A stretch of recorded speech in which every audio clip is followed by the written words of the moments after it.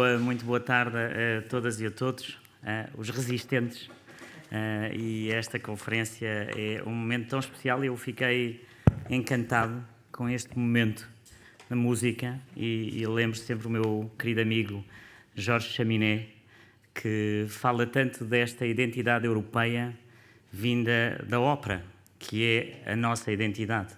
A ópera é europeia.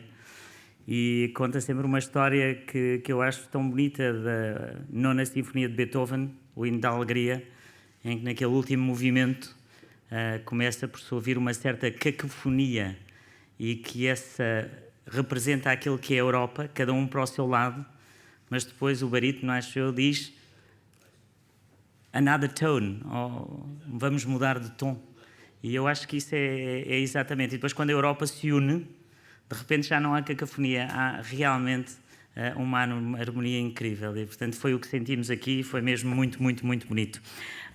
Sr. Presidente do Clube de Lisboa, meu querido Embaixador Francisco Seixas da Costa, meu querido Professor Guilherme Oliveira Martins e meu querido colega aqui desta casa que eu sinto sempre como minha, para a vida, o Diretor Executivo, Fernando Jorge Cardoso, os senhoras e senhores embaixadores, os estudantes, e todos aqueles que aqui estão. Muito obrigado, Embaixador Francisco Seixas da Costa, por me receber aqui, por me convidar para esta honra de fechar esta conferência.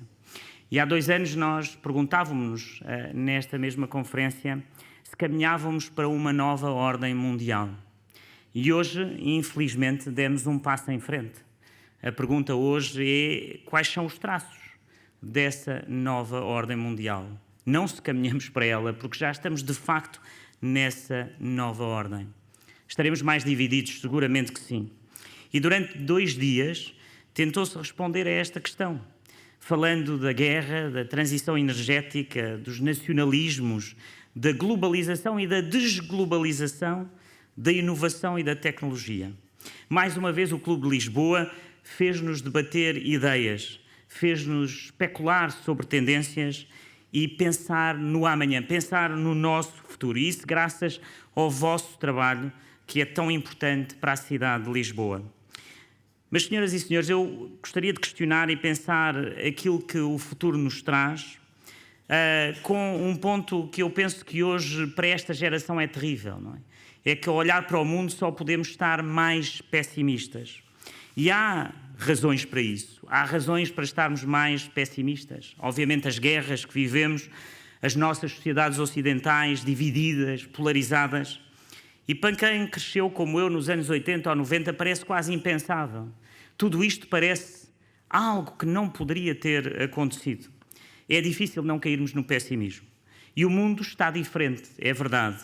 Um mundo que se tornou perigoso, mas perigoso inclusivamente naquilo que é o nosso próprio modo de vida, que a minha geração pensava que era garantido. Este modo de vida que é a nossa democracia. Este modo de vida que é o nosso valor fundamental.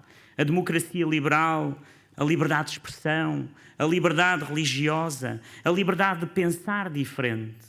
E todas estas liberdades são o legado do nosso Ocidente. E esse legado hoje, de certa forma, parece estar em perigo. Ontem, quando preparava as palavras para este encerramento, voltei a reler o grande historiador, o Arnold Toynbee. E há uma frase que eu há muito não lia, mas que fui rever, e ele dizia: "Civilizations grow by successfully responding to successive challenges. They break down and go to pieces if and when a challenge confronts them which they fail to meet." E eu acho que essa é a grande questão. Será que vamos falhar os desafios que temos pela frente?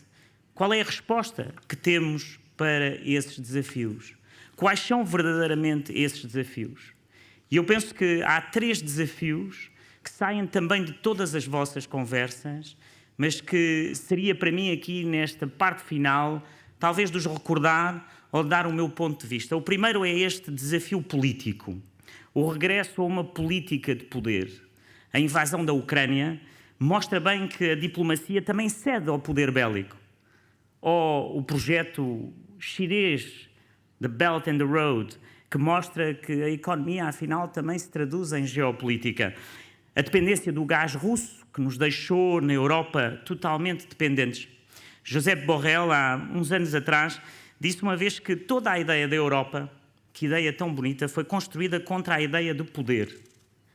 O problema é que essa mesma Europa tem agora que se readaptar à ideia de que esse poder que repudiou durante tanto tempo, hoje precisamos desse poder. A Europa precisa de poder, não pode ser um projeto contra o poder.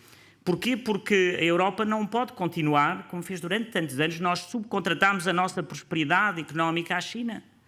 De certa forma, na altura pensámos que seria esse o caminho, deixar de ter indústria na Europa. Não podemos subcontratar a nossa energia à Rússia.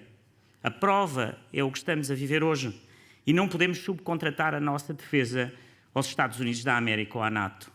E foi essa também a mensagem de Mário Draghi. É interessante porque Mário Draghi tem um relatório que parece extremamente negativo, mas a resposta que ele dá para tudo isto é dizer sim, estas dependências que tivemos são as nossas vulnerabilidades e agora só as podemos combater com mais Europa. Não com menos Europa, mas com mais Europa. E a resposta é, no fundo, dizer mais Europa e, sobretudo, mais Europa, com a Europa como um grande ator político. E isso significa o quê? Para mim, como um pró-europeu, como um homem da Europa. Primeiro, a ideia de reindustrializar a Europa é extremamente importante. Eu penso que esta Comissão tem aqui uma oportunidade única naquilo que é voltar a olhar para a industrialização da Europa. Segundo, um ponto que para nós é importantíssimo como portugueses. Durante anos, França e os outros países, no fundo, bloquearam as nossas ligações energéticas da Península Ibérica ao resto da Europa. Isto, neste momento, é essencial para o nosso futuro. Quem diria que Portugal e Espanha podem definir e são parte desse futuro, desse mercado único de energia que foi bloqueado durante tanto tempo. E, finalmente, talvez a ideia mais agressiva ou mais, talvez, ainda não muito assumida pelos europeus, mas eu tive o gosto de ter um presidente da Comissão, Jean-Claude Juncker, que uma vez no Parlamento Europeu teve a coragem de dizer sim, a Europa precisa de um exército. Sim, precisamos de um exército europeu. Como é que nós podemos ter uma Europa que não tem defesa, que subcontrata a sua defesa? Não é possível. E, portanto, não vai acontecer nos próximos 10 anos, talvez não nos próximos 20 anos, mas terá que haver um exército europeu, teremos que ter a nossa proteção europeia. E aí sim somos um grande ator político. Em segundo lugar, o desafio moral da Europa. O desafio moral que temos, que é o regresso desta política de poder que corresponde a um choque entre visões do mundo tão diferentes, entre valores tão diferentes, uma multipolaridade que, de facto, significa também uma multiplicidade de visões do mundo. Putin, há uns tempos atrás, e eu tentei encontrar, eu penso que é num discurso de Putin, em que ele diz: o conflito com o Ocidente é sobre valores. O conflito visto do lado da Rússia é um conflito de valores. Nós não podemos escamotear isso. Temos que pensar muito bem o que é que isto significa. O mesmo se passa com o Irão ou com a China. E hoje temos, no fundo, esta divisão entre democracia liberal e ditaduras, ou formas de ditaduras, ou autocracias. Anne Applebaum escreveu este livro maravilhoso, que no meu tempo de Presidente da Câmara ainda consigo ler, porque ele era realmente maravilhoso e não era muito longo. Autocracy Inc. Autocracias Incorporation. E eu acho que, no fundo, é o que nós estamos a falar. São autocracias que não têm nada a ver umas com as outras, mas estão unidas na defesa daquilo que é a autocracia. E nós temos que pensar que talvez as democracias liberais vão deixar de ser o critério. Temos que mentalizar-nos que seremos a exceção à regra. E por isso temos que lutar ainda mais pelos nossos valores, pela nossa sociedade. E para isso é essencial que a Europa não esteja dividida. Temos que acabar com a polarização. E aqui deixavas uma mensagem política tão importante, sobretudo para os jovens e para os mais jovens. O mais difícil hoje na política é ser um moderado, é ser tolerante, é lutar contra os extremos e contra a polarização. E essa luta contra a polarização poderia ser apenas um posicionamento político, mas não, ela é para realmente defender os nossos valores, defender a Europa, porque se estamos polarizados, estamos divididos. E essa união na Europa, ela é essencial para o nosso futuro.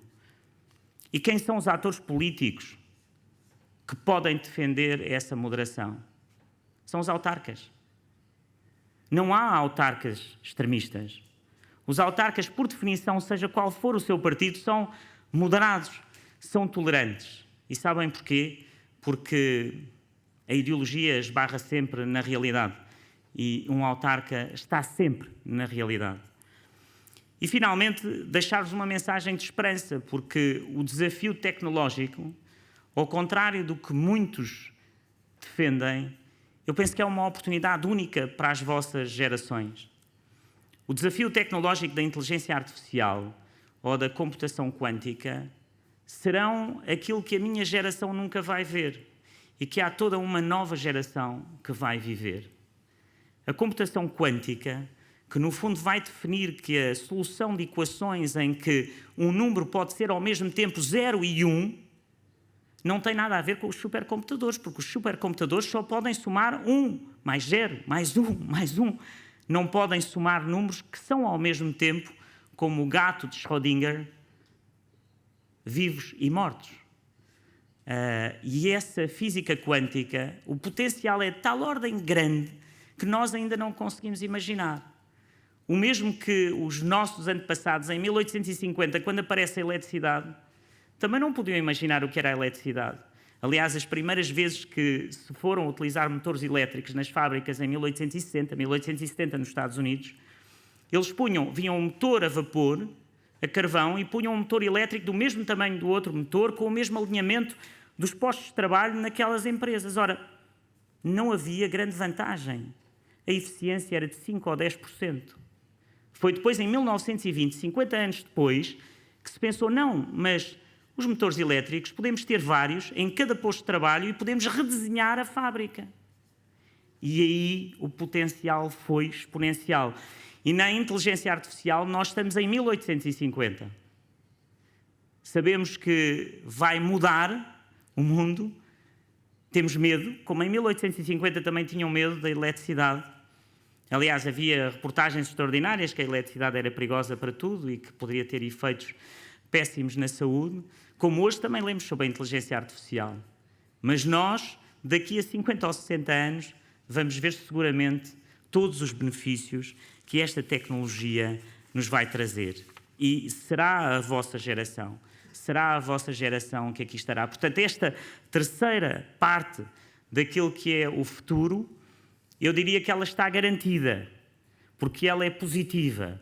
O vosso trabalho será realmente conseguir manter os valores europeus, esta Europa aberta, tolerante, em que nos respeitamos todos e todas, em que cada um tem a sua religião e defende a sua religião e outros não têm a religião. E isso é muito importante, a tolerância, a moderação, e é isso que nos poderá levar para o futuro. E, portanto, com estas palavras positivas de alguém que foi comissário europeu e hoje é presidente da Câmara, deixo-vos esta mensagem de cuidado, de certa forma, de olhar para o mundo dentro daquilo que ele é, mas sobretudo de esperança em relação àquilo que ele nos pode trazer. Eu tenho muita esperança nesta nova geração e vou continuar aqui para ver, mas sobretudo para trabalhar, para conseguirmos manter a nossa Europa com os nossos valores e com aquilo que somos e seremos sempre a nossa abertura ao mundo. Muito obrigado.